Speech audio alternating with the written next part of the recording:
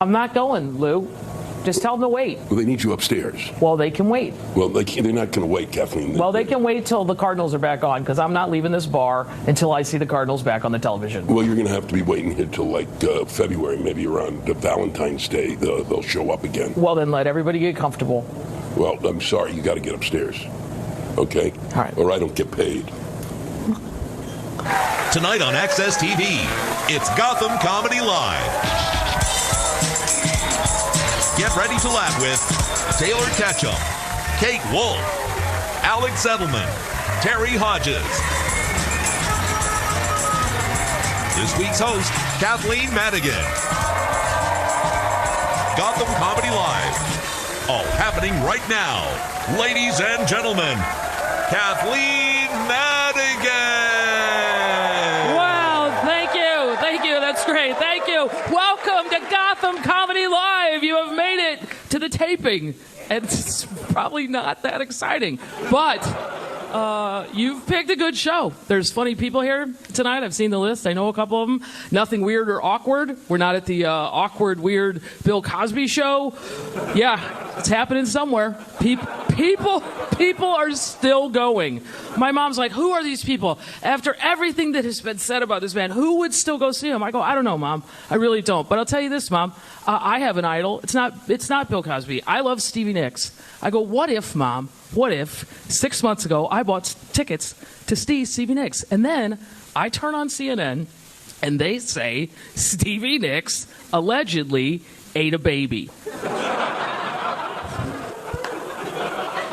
Well, I'm sorry to hear that, but I got to hear Landslide, and I bought this ticket way before she allegedly ate a baby. And maybe the baby's a liar, Mom. Maybe all the babies were liars. Wow. Everybody's focused on the rape part with Bill Cosby, which I understand, but I'm a little more freaked out by the wanting to rape unconscious people. I don't like the drugging them and all that. Like, he probably could have slept with anybody. Was that necessary? The only person I've ever heard honestly admit that was Jeffrey Dahmer in an MSNBC interview. And Jeffrey Dahmer, who I never could really believe was a serial killer because that Wisconsin accent just doesn't work as a killer. You know, he's like, I didn't want to kill him, but I had to. I mean, I felt awful. I did. I thought, my God, Jeffrey, you know better than that. But I did. I ate them. I ate all of them. You're like, wow, I would have gone home with him. How do you sound so nice? You want to come to my apartment? Sure, I would go. But Jeffrey Dahmer said he liked drugging people because then he could have sex with them while they were unconscious, and that gave him a powerful feeling, a feeling of control. And I thought, well, I guess that's one way to look at it. I would find it exhausting. I don't know why you got to move them around and situate them, and they're twice as heavy because they're unconscious. To me, I could only equate it. It'd be like if you ever had to put a drunk in their pajamas. It is really hard. They fight you, and their arms are heavy.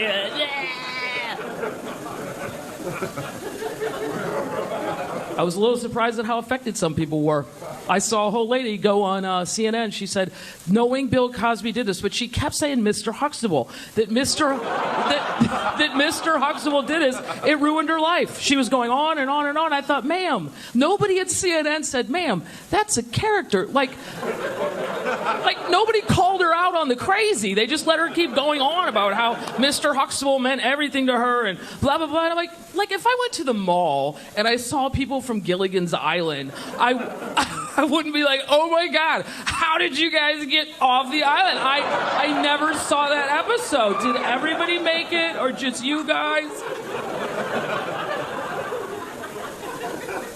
Then my mom says she really cannot get off this horse about who is still going. I go, Mom, he's nearly 80. His fans are probably 80. Maybe they heard about all the rape stuff and then they forgot about it because they're 80. Then they get to the venue and they see the rapist signs, but they read it as rapist, and that freaks them out even more. You're allowed to not care at 80. You're allowed to go to that if you want. At 80, I think at a certain age you're allowed. Like I don't have any goals anymore. But I think I'm old enough that I can go. I'm done. My dream catcher didn't catch anything. I want to sit on the couch, drink wine, and watch House Hunters. That's all I want to do. Thank you for not judging. It's my favorite show. I can watch it for hours. I don't. I don't even care about the property. I'm more interested in the relationships these people are in. At least half of these people shouldn't even be married, more or less purchasing property together. I saw a man and a woman in Atlanta go into a home, and the first thing he said was, "Oh, I just can't live with this backslash." I thought, oh my God, ma'am, you have a much bigger problem than what house you're going to purchase. You have accidentally married a gay man, and his boyfriend is not going to approve of this backslash when he comes over while you're at your fake yoga, a.k.a. drinking with your girlfriends. I've never been a violent person, but if I was the realtors on that show, I'd punch at least half those people in the face. They're so demanding. These people walk into a home and they're so crabby and cranky, and they immediately say something. They don't even give the house a chance. They just walk in and go, "I'm not living here. There's no granite countertops." I'm sorry. Maybe you forgot. You have $8. You are lucky we're not in a trailer and I'm not showing you the porch that JoJo put on before he went back to prison. How do you simply think? I love this one too. It's always the crankiest people that are just so rude and cranky, where out of nowhere she'll just go, "Well, I don't see any room for entertaining." Well, don't worry, ma'am. Nobody's fucking coming over. You're the meanest person I've ever heard speak on television. Trust me. I do. That's what I like to sit around and drink wine. And I never think I drink too much until I go to the doctor and they have those drinking questions on the form. Yeah, and now the dentist has them. I'm like, I'm here for a filling. What do you need to know about my drinking? I don't think he does. I just think he's looking for a friend. That's how. Would you be willing to go out on a random Thursday and get hammered? Yes, I would. Now, the real doctor, I understand why, because your blood pressure and all that stuff, but I even have the questions memorized. It's question 7, and I'm too Catholic to lie. I won't lie. Question 7, do you drink alcohol? Yes. Question 8, do you drink, and there's little tiny boxes right there, 2, 4, 6, or 8 drinks a week? No! You are not even in the right ballpark. Jesus Christ, what is this, a Mormon practice? All right, you guys, we're going to have a good time tonight. We got a lot of funny people. We'll be right back with very funny people. Stay tuned for more laughs on Access TV, live from the Gotham Comedy Club in New York City. Taylor Ketchum is taking the stage when we return. And stick around later tonight for Kathleen Madigan when she takes the stage.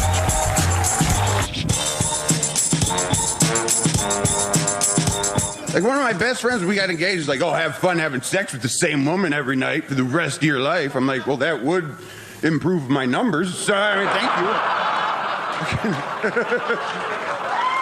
I can see it.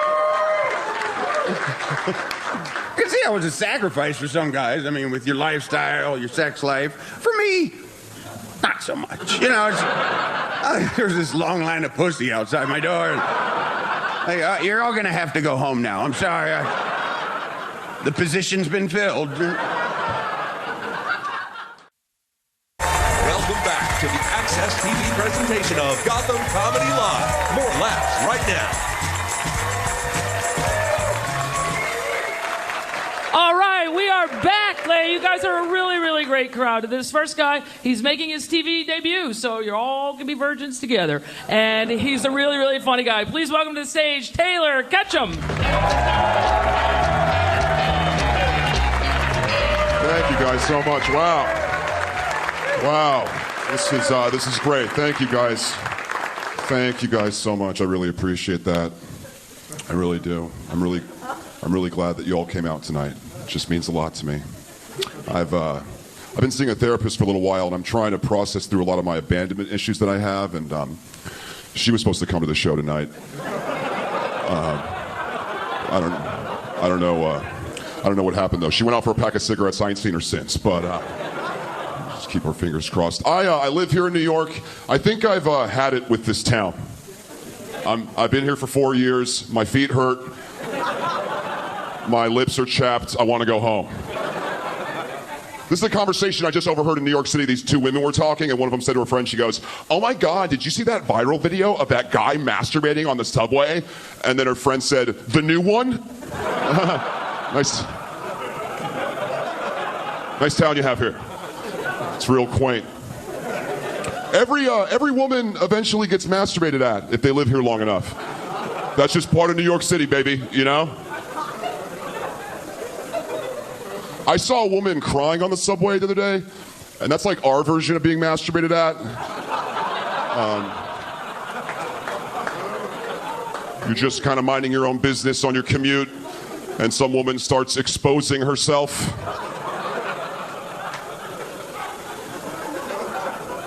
Whenever I see a woman crying on the subway, I always, and it happens a lot, I live off the N train, which is like one of the heavier cry lines.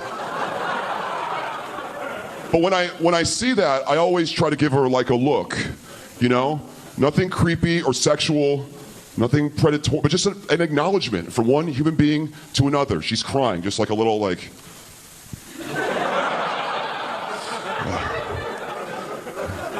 hang in there, sister, I get it, you know?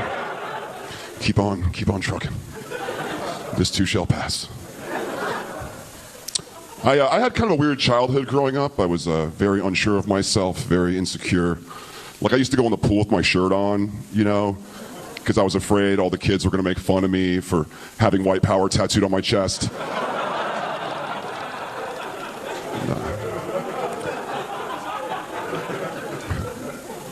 I just started getting tattoos again after a 17-year break. And if you have a friend that's in his mid-30s and he just starts getting tattoos out of nowhere, help him, okay? He's having a hard time. He needs God in his life, prayer and meditation, some kind of exercise routine. It's not going well for him. My first tattoo I ever got was when I was 18 years old, and I got my initials on my arm. I had a friend that was like, "Your tattoo should symbolize something like really important to you." And I was like, I'm a pretty big priority to myself. Why don't I get those initials? My initials are WK. My first name is William, but nobody calls me that. And a few years later, after I got the tattoo, I got pulled over by the police, and I had a suspended license and a warrant. And the cops handcuffed me, and they pulled me out of the car, and they asked me if I had any tattoos, because they wanted to run me through this gang database that they had. So I showed him the WK tattoo, and the cop goes, "WK, huh? What's that stand for? White Kingdom?" Like he just took two letters and made me a Nazi. And I don't know what other clues he had. It could have been my Weezer t-shirt. It could have been my hate-mongering Ford Focus. I don't know. But maybe he's just the guy that always thinks there's like some depth in your tattoo. Like everybody has that friend, like, "What's that symbolize to you, man?" Maybe he's just that guy. Maybe every time he pulls somebody over, that's what it's like, you know? "Hey, license and registration. You got any ink? You tatted up anyway? You affiliate with anybody? You got any markings I need to know about? What's that say on your arm? Carpe diem?" That's Latin. You a Latin king? "You got any other tattoos I need to know about? What's that say on your other arm?" "You got a Tasmanian devil wearing boxing gloves. And underneath it, what's that say? Let the good times roll?" "You a Tasmanian good time roller?" "Get out of the car, put your hands on the hood. You got a back piece I need to know about? You got any back tattoos? What's that? What's that? Oh, a swastika. That's a pretty common logo. Nothing to see here." Round of applause. Where are my weed smokers at? Grow up. Seriously, get a hold of yourself. It's 2015. Enough with the pot. I don't smoke pot anymore. Every time I tell somebody that, they're like, some pothead, they're always like, "Why don't you smoke weed, man? There's like no side effects." I'm like, "Why do you talk like that?"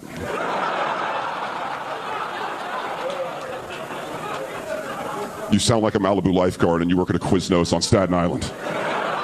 Seems like a pretty significant side effect that you might want to get taken a look at. I don't know. Just check it out, you know? That's nice. I've been pretty depressed lately. I just got out of a 6-year relationship, and it's been very hard for me. And all my friends are trying to help me out and make me feel better about it. And I appreciate it, but they can chill out.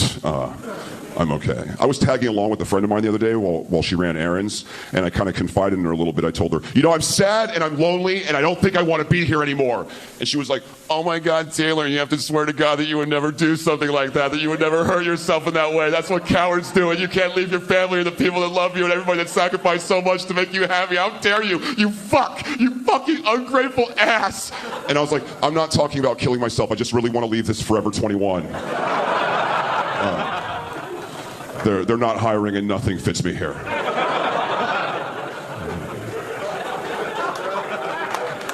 I really just don't belong.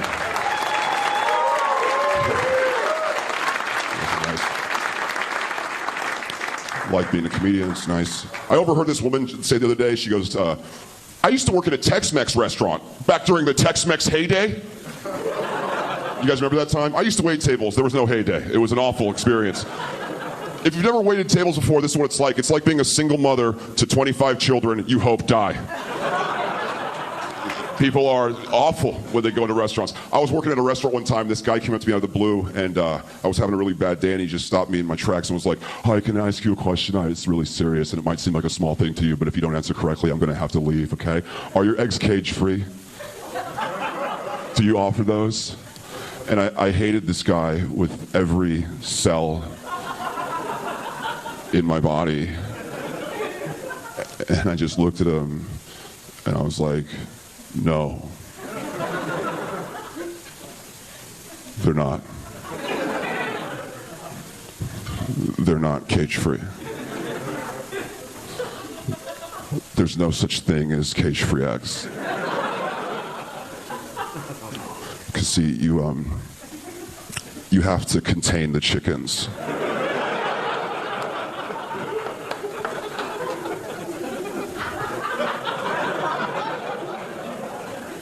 If you don't, they just leave.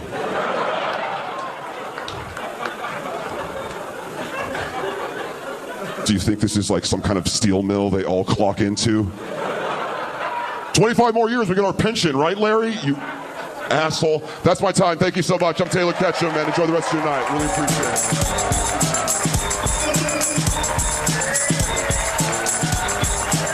Stay tuned for more laughs on Access TV, live from the Gotham Comedy Club in New York City. Kate Wolff is taking the stage when we return.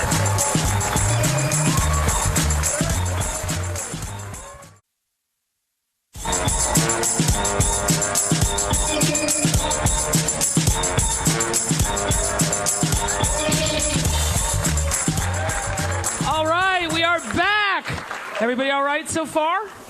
Yeah, okay, good. You guys are a lot of fun. This next comedian, very, very funny. You may have seen her a lot on True TV. How about a big hand for Kate Wolff?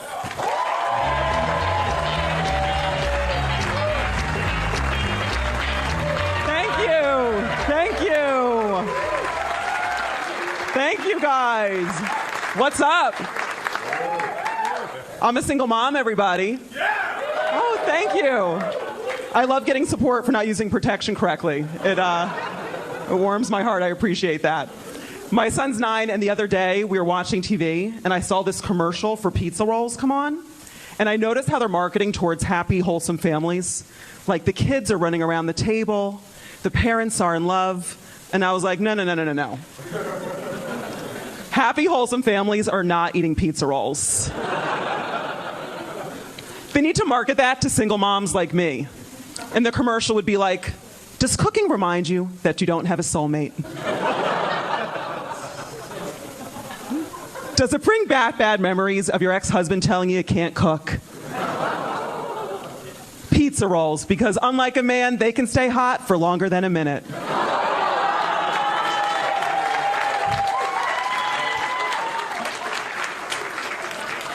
My son, he's in 4th grade, and they have the DARE program. Do you guys remember the DARE program?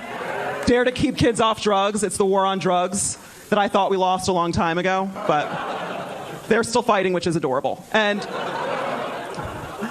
my son comes home and he goes, Mom, today at DARE we learned about all the bad drugs. Like heroin will ruin your life. And I was like, totally.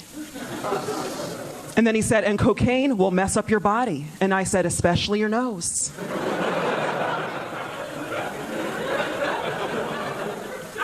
And then he said to me, and weed is really bad too. And I was like, eh.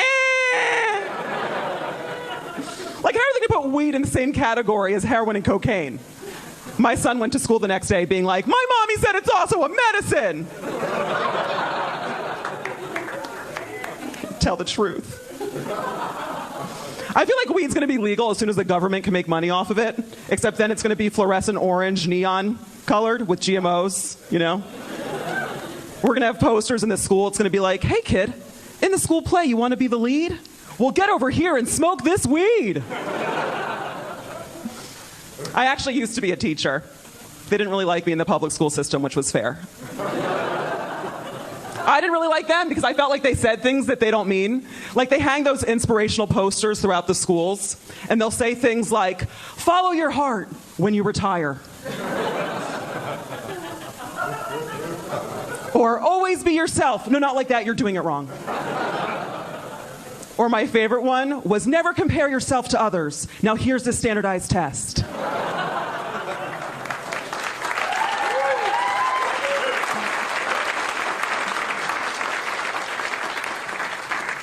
On my last day of teaching, I actually had 8th grade students in the room, and we had a lockdown drill, which is in case there's a gunman in the building, what you would do to keep the kids safe, right? So I took all of my 8th grade students, and we're huddled in the corner of the room, and you have to be totally quiet. All of a sudden, one of my 8th grade students farted so loudly. Now they're middle school kids, so of course they all start dying laughing. I wanted to laugh too, but I was like, Kate, you're the adult, keep it together. But then I thought, who did it?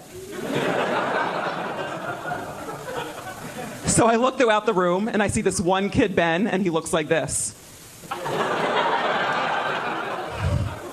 And I was like, oh no, it was Ben. He's such a good kid, I have to do something. So I was like, everybody, stop laughing. Everyone farts. If you don't have anything else to talk about, you don't have enough going on in your life. And I thought it made a difference, right? Until one student interrupted me, and he was like, yeah, but you know what, Miss Wolff? His fart could have gotten us all killed.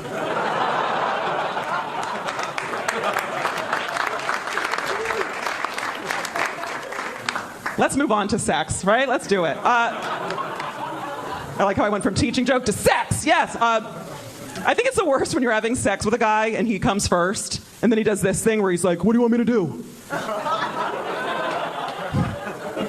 That's my limp penis, by the way, in case I'm gonna have to wait 15 to 20. I don't know what to tell you. It's the worst. It's like a store suddenly closing for lunch. You didn't buy your stuff yet, right? Like, no, wait, oh, so close. Can you imagine if it was the other way around? Where a girl came first and our vaginas just shut down, closed? And we were like, sorry. It's closed.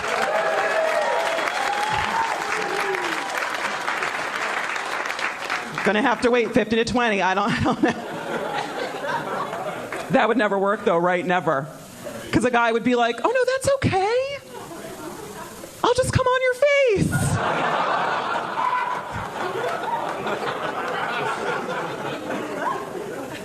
I want to change up the whole porn game. I want to see a porn where a girl goes, I'm about to come, and the guy drops to his knees like...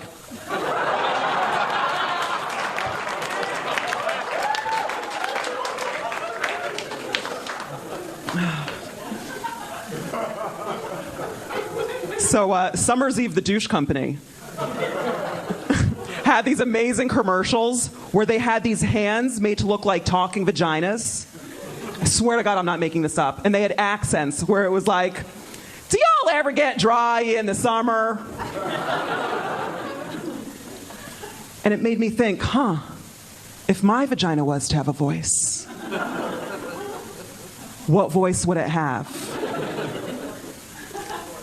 And I thought about it, and I was like, oh, I'm feisty. It would definitely be a Puerto Rican woman's voice down there. And a guy would go down there, it would be like, not like that, stupid.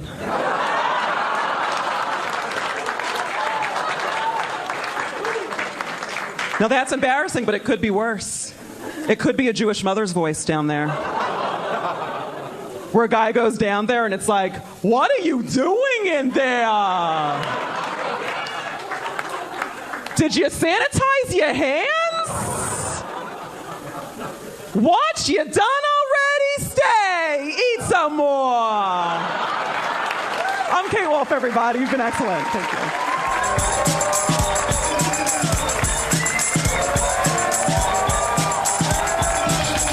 Stay tuned for more laughs on Access TV, live from the Gotham Comedy Club in New York City.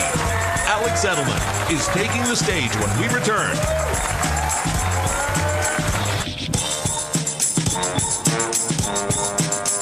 My first trip to Africa, I went to Ghana. I was in West Africa. And I realized that we all have twins, right? No bullshit. I went over there, the dude that met me at the plane looked like the African Will Smith. Ears and everything. He was just dark than a motherfucker. He was just Blacksmith. That's all I called him. And I was like, dog, you know you look just like Will Smith. And he was like, shh, they think I'm him. I was like, all right. If they think you're him, go. Shit. The lady who checked me into the hotel looked like the African Viola Davis. All right, that's kind of redundant because the American Viola Davis looked like the African Viola Davis.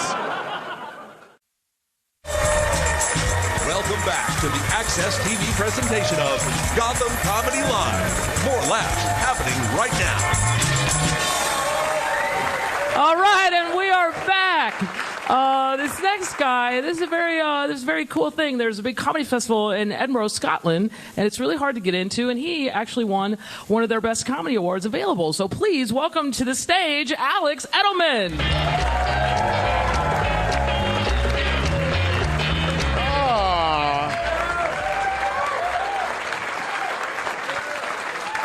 Hello. Yeah, it's very cool.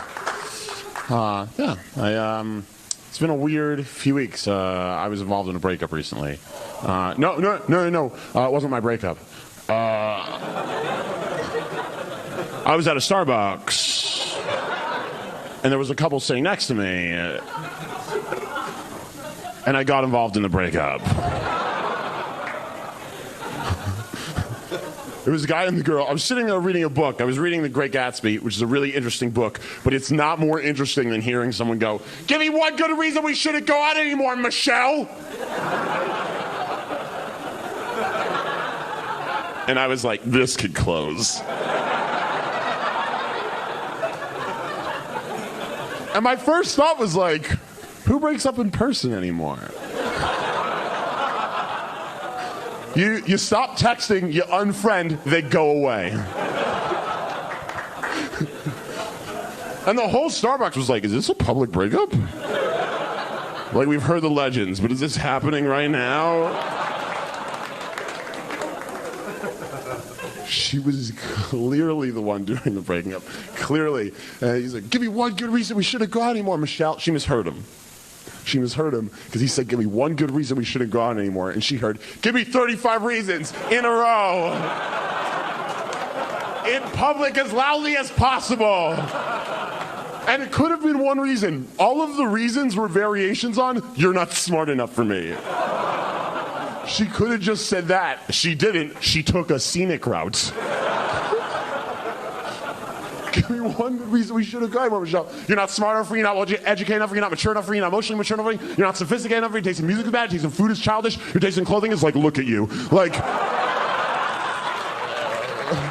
I can't remember the last time you picked up a book or a magazine of your own accord. You're not intellectually curious. Your vocabulary isn't as extensive as I would like. You're not very erudite. And you could see the whole Starbucks be like, fuck, he said one reason.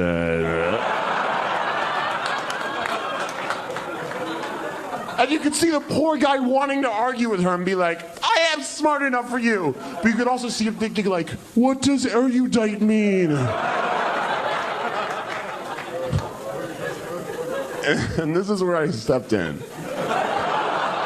Hold on. This is where I stepped in. She said, hey, Kev, which, by the way, enough of a reason for me. What are you, 7? Hey, Kev, we should just be friends. That is a terrible start to a friendship. hey, I never want to fuck you ever again. Hey, here's a laundry list of reasons you're one of the dumbest people I've ever met. We should catch a movie sometime. And I turned around in a crowded Starbucks and I went, he has enough friends.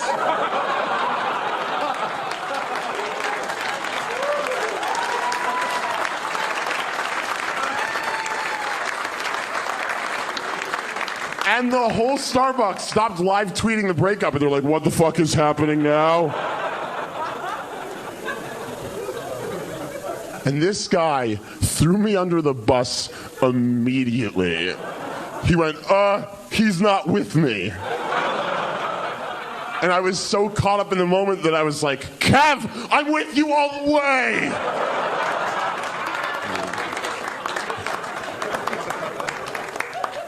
No, I live here in New York. I love it. I love living here. I live in Harlem, and is not Lower Harlem, and Upper East Side. I live on the Upper East Side. I was gone for about 7 months, and certain things that you get used to in New York, it's weird to like have to find a broad. Like I had to get my hair cut in another country, and it's weird because like you don't realize that's part of your stable, but like I walked into a place in Scotland, just like a random place, and the guy who was going to be cutting my hair had the worst haircut I had ever seen. And the optimist in me was like, he's probably the best in Scotland, and he can't find anyone to cut his hair.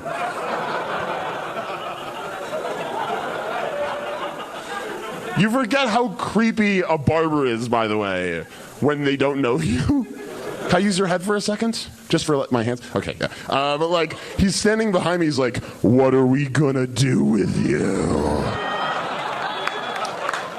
And I was like, haircuts. And he's like, what are we gonna do with your bangs? Sorry. And I was like, cut him. And then he went, brother, you gotta tell me something. And this is what I decided to say to someone with the worst haircut I'd ever seen who was about to cut my hair. I said, hey man, just make me look cool.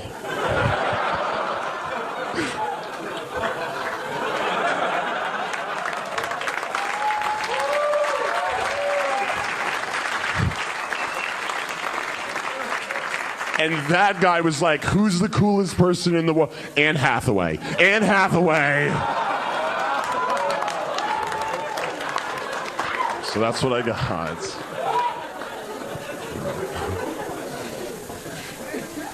Anyone know? I just found this out this week. There was news recently. Anyone know the most popular song of all time? Anyone know? Happy birthday. Happy birthday. I've gotten some bad guesses, don't worry. Last week someone went, Titanic! Which is not a song. And yesterday someone apparently seriously went, All-Star by Smash Mouth. And I was like, that's not even the best Smash Mouth song! Happy birthday. It just went out of copyright. It was a big story. So now it's like, yeah, it's public use now. It's a big deal. And it's a real song. I didn't know. It was written by two sisters, Mildred and Patty Hill, in 1912. And the New York Times published an interview they did in the 50s with Mildred. And the interviewer took this shit really seriously. He's like, given the success of Happy Birthday, brackets, to you. Do you think you're the greatest songwriter of all time? And instead of going, it's Happy Birthday, she went, I think the success of the song speaks for itself. Which I love, because that means there was like a pitch meeting of this woman, this arrogant woman just like kicked in the door and she's like, are you motherfuckers ready? And they're like, what do you got for us, Mildred? And she's like, you guys know birthdays? And they're like, is that the day you're born? And she went, yeah, but it's about to be a big deal.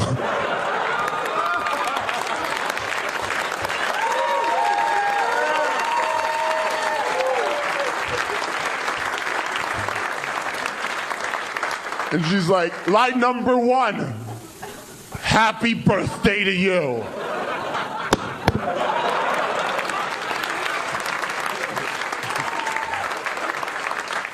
And they're like, that's pretty good. Is there a second and fourth line? And she goes, you bet your ass there's a second and fourth line. Second line, happy birthday to you. And they're like, slow down.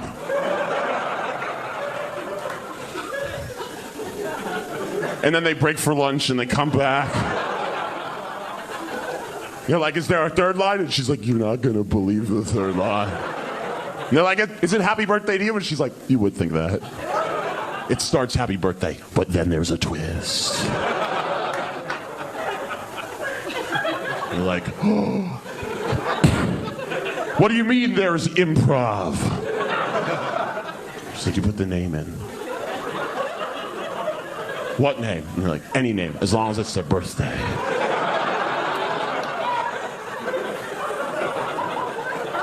And they're like, Mildred, this is genius. One day morons at TGI Fridays will demand that the waiters come out and scream at their friends. And they're like, in the fourth line, and she's like, why change a winning formula? Happy birthday to you. You guys have been great. Enjoy the rest of your night. I'm Alex Edelman. See you later. Stay tuned for more laughs on Access TV, live from the Gotham Comedy Club in New York City. Terry Hodges is taking the stage when we return.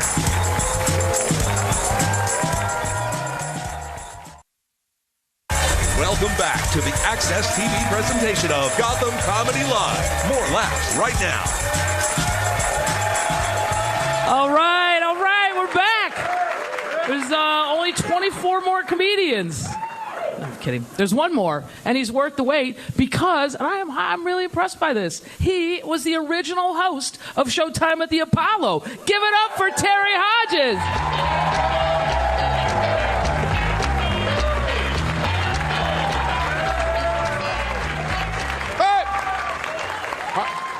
How y'all doing? Yeah. Y'all gotta excuse me, I'm a little nervous. Last time I seen this many white people, I was in court. I feel like a fly in milk right now. I'm happy to be here though, man. I'm glad they called me, man, because I'm broke. Anybody broke? White guy looking at me like, I have no idea what you're talking about. Man, I'm so broke, I've been reduced to dating homeless women. That way you can drop them off anywhere. She talking about, where are we? Shit, you home. And I gotta say, I hate homeless people. They get on my nerves. Homeless guy come up to me today and say, hey man, I need 50 cents to get home. I say, 50 cents to get home? He said, yeah, 50 cents.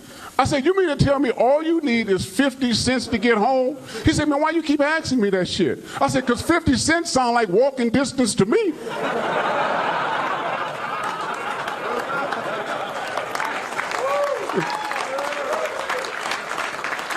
And it's crazy, man. I'm talking about being broke, man. It's crazy because bill collectors slick nowadays. Remember when you was growing up, bill collectors call your house, ask to speak to your mother, your father. They slick nowadays. They called me 3 weeks ago, talking about, what's up, player? I say, who is this, AT&T? If you got bills, don't worry about it because God ain't going to put no more on you than you can handle. Have fun. They called me yesterday. They said, may I speak to Terry Hodges? I said, this is Terry Hodges. Who is this? They said, AT&T. I said, ha-ha! Thought you had me, didn't you? Please leave your name and number. They told me, Mr. Hodges, we talk to. And you ever know they try to get nice when they find out you don't give a fuck? They told me, Mr. Hodges, when can we expect a payment? I said, you can expect a payment anytime. I have absolutely nothing to do with your expectations. It's crazy, man. We was talking about making love earlier, man. I be making love, I be throwing down. You a black man, I'm a black man. You would have been proud of me last week. I was like, bam, bam. I said, who this belong to? She said, you don't know him.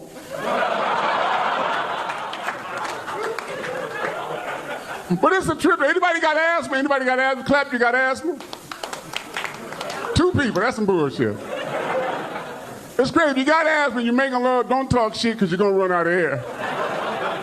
This is a true story. I was making love like, And my ass was spraying like, crazy, man. I got beat up 3 weeks ago. Guy beat the shit out of me, man. I owed him $6,000. He called me on the phone. He said, hey, man, you got my $6,000? I said, man, don't call me, threaten me about that little ass money. He told me, man, if I see you today, man, you don't give me my money, I'm going to whoop your ass, man. I saw him about 2 hours later. He beat the shit out of me. Man, he called me up the next day. He said, man, you got my $6,000? I said, man, you don't whoop my ass and I owe you the same amount. And if you ain't doing shit today, you fucked me up today, we even. It's crazy, man. And it's messed up because you can't even get beat up no more without everybody knowing. Remember when we was kids, you get beat up? The only people who knew was the people that was there. I was walking down the street after this situation happened. Chinese guy come up to me, you got your ass whooped last week. I said, how you know? World hip-hop star. It's hip-hop star, nigga. I can't stand, I don't like Chinese people. I really don't. Sorry, say fufu. Because it's a trip, man. You ever go in a Chinese restaurant, man? I was in a Chinese restaurant 2 days. I said, hey, man, how much is 4 chicken wings? He said, 4 chicken wings, $4. I say, damn, how many is 8? You can't afford 4. How the fuck you think you get 8? And Chinese people, they curse at you, right? This is some funny shit. They curse at you. And you know, black people, we got a rhythm when we curse. They throw your whole rhythm off because they repeat the shit you say. I said, man, fuck this shit. Fuck this shit. I said, man, I ain't got to eat this shit. I ain't got to come back here no more. I ain't got to eat this shit. I ain't got to come back here no more, nigga. I said, I ain't say that.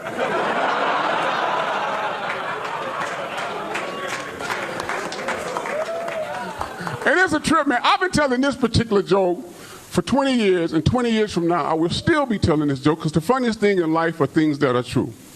20 years ago, they had a black man, New York City, by the name of Colin Ferguson. How many of y'all remember that? Shot 19 white people, went to court, and represented himself like he ain't shot nobody. I cannot believe America allowed that to happen. He in court talking about, so, the person that shot you, talking about himself, do you see that person in this courtroom today? And the white lady said, you the one who shot me. You the one who shot me. He said, oh, so now you're trying to tell me 2 people shot you. Now, ladies and gentlemen, please don't think that I'm a racist. I don't have a racist prejudice bone in my body. I love black people. But do you know how dumb and nosy you have to be the 19th person to get shot? White people sitting on the train. Pow, pow, pow. Pow! Now, I'm not saying that's black people. You know, we know how to improvise. This is the door to get out. Same scenario. Pow, pow!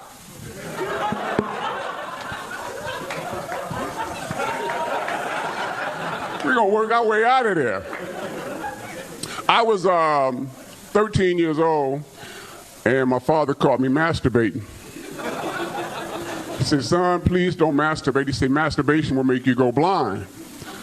But I'm 13 years old. This feels good. About 3 weeks later, he caught me masturbating again. He said, boy, didn't I tell you masturbation will make you go blind? I said, yeah, Dad, I'm over here.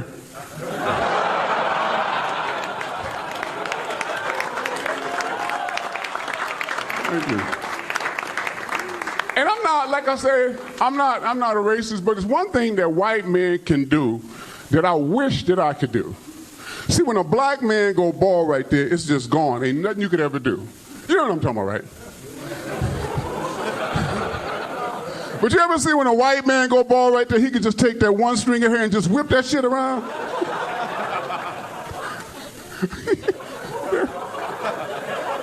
Damn, I wish I could do that shit. And the funny thing about it is, in my imagination, ladies and gentlemen, is it true that people with bad breath always have a secret?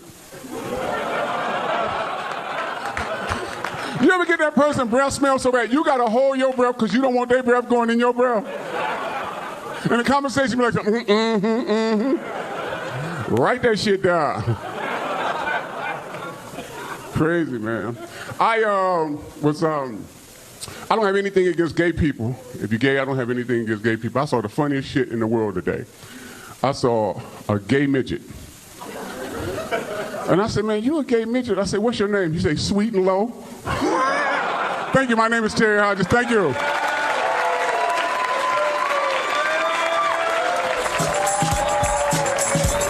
tuned for more laughs on Access TV, live from the Gotham Comedy Club in New York City. Kathleen Madigan is taking the stage when we return. See how measured that? See how easy that was. Like I was saying earlier, I probably won't see you guys in the election. I don't know who I'm going to vote for, but I know who I'm not going to vote for. I'm not going to vote for any politician in all of the debates that says this, and I think all of them will. At one point, they all go, America is a place where your dreams can come true. Don't you want your dreams to come true? And I always want to go, no, I don't. And the fact that you do makes me certain you have never drank a box of wine and taken an Ambien. Because not fun. Those dreams are horrifying. I did it like 7 weeks ago. This was the dream. I was in Alaska, no idea why, wearing a sombrero, and it was raining Cheetos, which I love, but I couldn't move my arms. That was it.